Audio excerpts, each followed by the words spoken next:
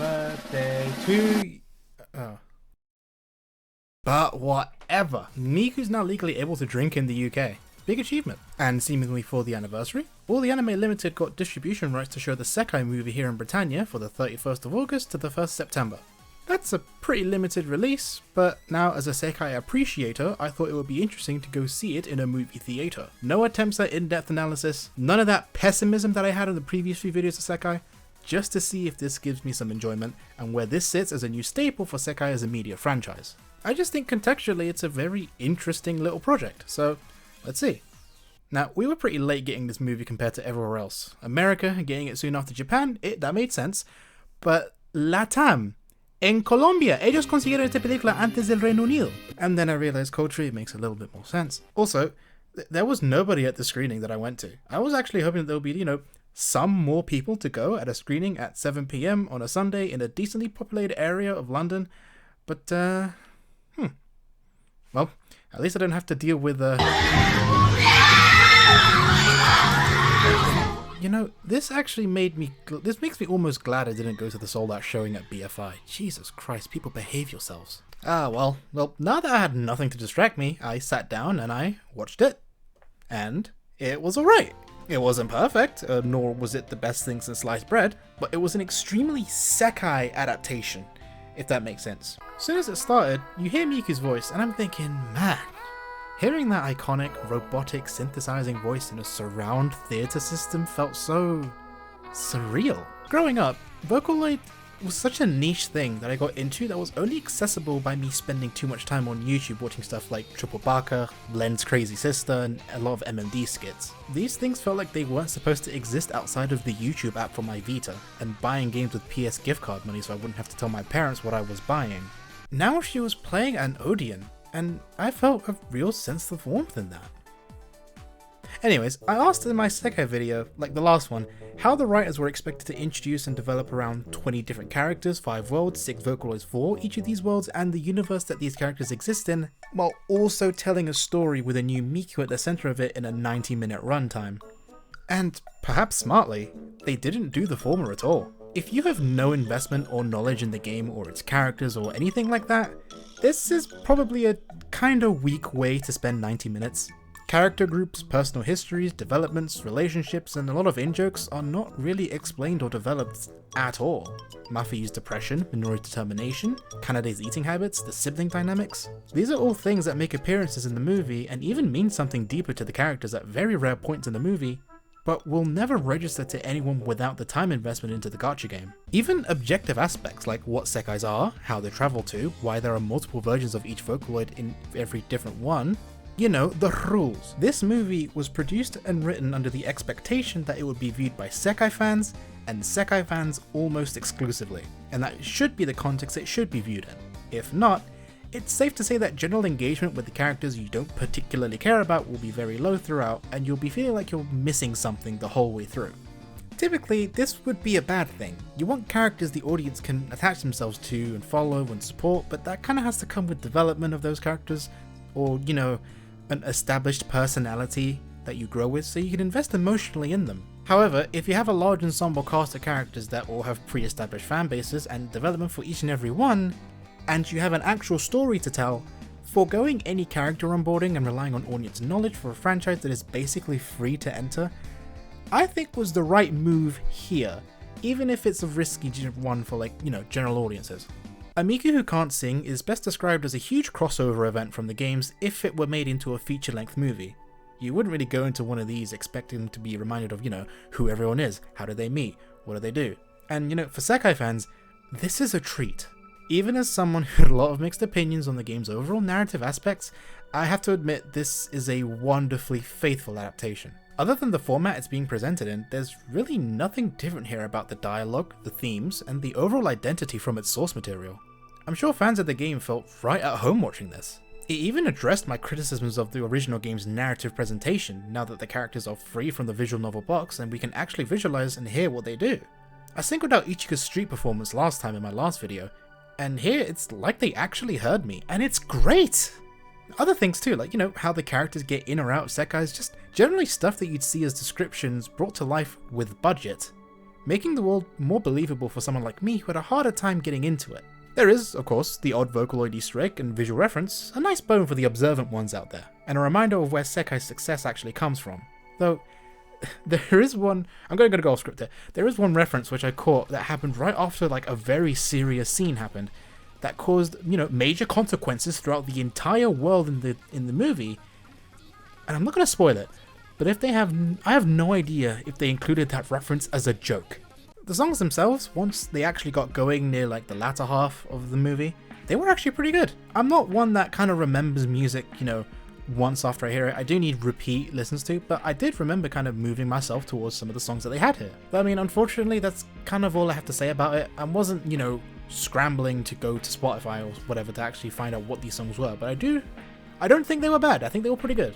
I'm generally unfamiliar with PA Works as an animation studio, but looking at their portfolio, I mean, yeah, I've heard of some of these. I'd describe the animation quality here as, for the most part, it's passable to good. I was only taken out once in the film from that looks like kind of poor 3D there, from a really budget scene because there was multiple extras in the scenario, so that's very disposable. It's whatever. The final end climactic though, absolutely fantastic for the animation. It looked clean, bright, stylish, extremely dynamic, and quite believable, and it brought the high energy the film had been building up to into catharsis. It rides so high on the emotions the story built up to a very satisfying payoff. And what of that story, right? What of that story? Is that good?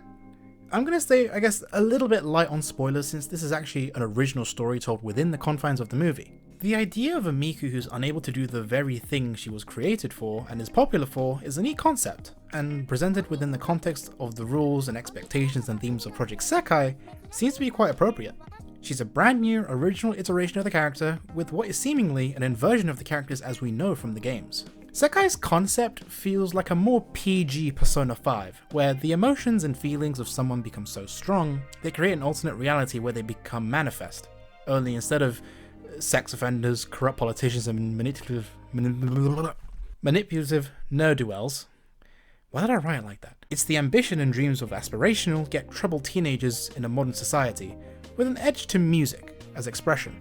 But if you've played the aforementioned game, you'd know that there is this other thing.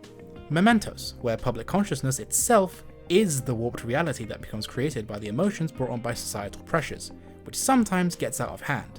This movie does something very similar with this Miku. She's tasked with making others hear her voice and her song to attempt to alleviate any growing negative energy seen throughout the world she observes, and looks to the Sekai crew to help her out.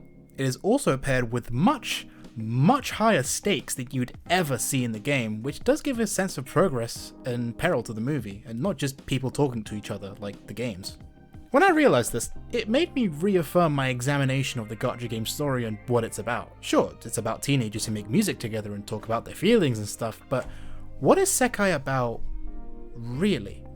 I'd say stemming from its target audience, Sekai in its deepest moments always came across to me as a showcase of emotional stress that young people go through, whether it's scenarios of understanding friendships, being weighed down by unfair expectations, imposter syndrome, identity, self-worth, being told that your cool idea is stupid. All of these issues and more are the cornerstones of how each of these characters grow and develop in the game, but they aren't exclusive to just teenagers, and the movie knows this. Interestingly, the movie flips this knowledge on its head, making every single one of its characters border on caricatures with the absence of development. Honestly, they could have swapped these characters out to completely different original characters, and this movie would be borderline unchanged. But in place of that, it confronts the audience directly as its subject matter, instead of these idealized, colourful teenagers. It points out to the everyman, people who have lives to live, who don't feel good enough to do what they want to do, who always have these self-imposed or external expectations, who feel like they're just wasting their time. Cram exams that stresses you out to the point of emotional burnout, not feeling that you're good enough from the people around you to feel valuable, not being able to excel in a skill you were once able to do, or just having a bad day. As humans, it's too easy to see these moments in life as personal failures, set by constant expectations gone awry, and it's too easy to refuse to be helped. You don't need help. This is on you. Go away. I don't need you. Deep down, knowing that someone is listening and wants to help, even for just a moment, is a truth that you deserve to hear and to know. It won't fix anything, but sometimes it can do even more than that. This right here is Sekai's heart worn confidently on its sleeve, and the film captured its heart to an absolute T. in a form that not even the game could replicate. And that deserves recognition. And if I'm decently impressed by it, I envy those who this film was made for, partially. And you know what? I think I'll leave it there. It's a 7 out of 10 film at its absolute best. But for something like this, something like Sekai that tries to dig deep into how you express yourself and how you should feel, they understood that emotions were everything. And if there's anything that this movie radiates to the people that it resonates to, it's emotion. And I think that's admirable. Oh, and the after show was pretty cool. It was really awkward seeing it alone through,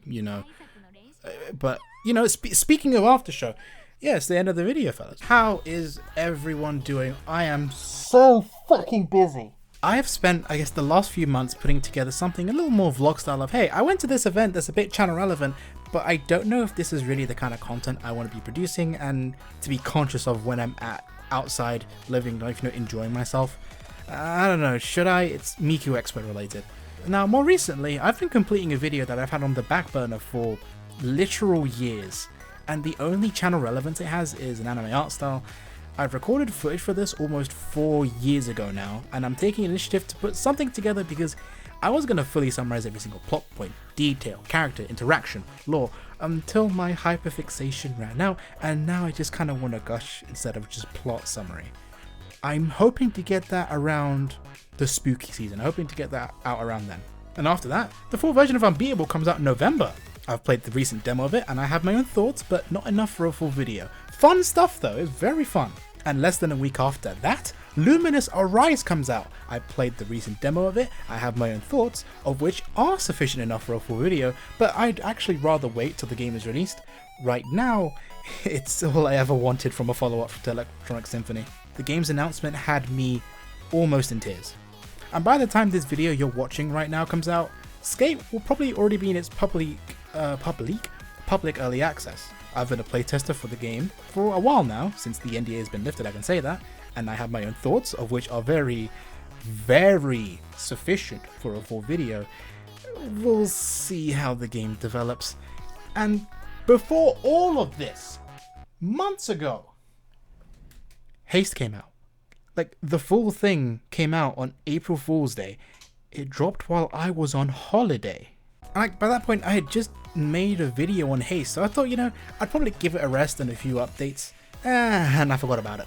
It's a real shame too. Like, Peak is fantastic multiplayer fun, but the fact that Landfall came out with 2 bangers this year, I think one of them deserves a bit more recognition right now, so that will get done whenever.